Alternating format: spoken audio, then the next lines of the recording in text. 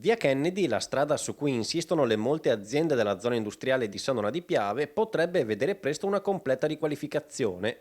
20 aziende infatti hanno consegnato quest'oggi all'amministrazione comunale un progetto di fattibilità tecnica ed economica per il rilancio e lo sviluppo dell'area, con l'obiettivo di individuare soluzioni condivise tra il comune e le realtà insediate, rappresentate da Confindustria Venezia, per risolvere le criticità infrastrutturali della zona e garantire il mantenimento del decoro e della sicurezza. È un lavoro che è partito 4-5 anni fa per riqualificare Via Kennedy, che è la prima zona industriale di Sannonà, e ci sono aziende, tra cui anche il Viotto, che sono nate nel 1958 e purtroppo tutta questa strada non è mai stata aggiornata con l'insediarsi di nuove realtà, perché quando piove questa strada si allaga, quando qualcuno deve parcheggiare non trova parcheggio, non c'è posto dove sistemare i mezzi in transito. Da qui la necessità evidenziata dagli imprenditori di una riqualificazione urbana dell'area, richiesta accolta di buon grado dall'amministrazione che proprio nella giornata odierna ha firmato un protocollo d'intesa con l'Associazione degli Industriali Veneziani,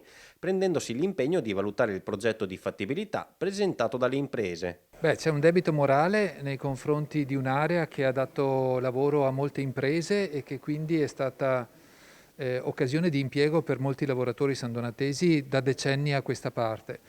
C'è un orgoglio di avere delle aziende innovative che interpretano correttamente il tema della sostenibilità anche ambientale e quindi la necessità che chi lavora in queste imprese o chi viene a visitarle come potenziale cliente trovi un contesto adeguato rispetto a quello che si aspettano. Circa 2 milioni di euro è il costo degli interventi che potrebbero essere realizzati dal Comune grazie alle somme che deriveranno dalla partecipazione a bandi pubblici destinati ad attività infrastrutturali per il decoro e la rigenerazione urbana. Questo progetto considera due aspetti. Uno è tutto quello legato ai sottoservizi. Siamo in un'area che soffre anche per l'inadeguatezza della rete fognaria, per cui ogni volta che piove in eccesso c'è l'allagamento della parte superficiale.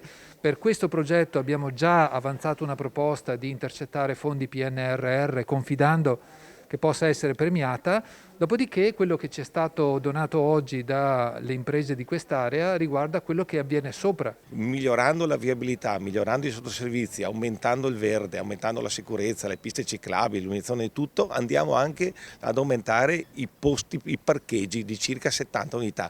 Sicuramente un biglietto da visita positivo anche per Sannonà, per la propria città e per le aziende che vivono qua, perché raccogliere e ricevere clienti in un ambiente diciamo bello è sicuramente vantaggioso per tutti.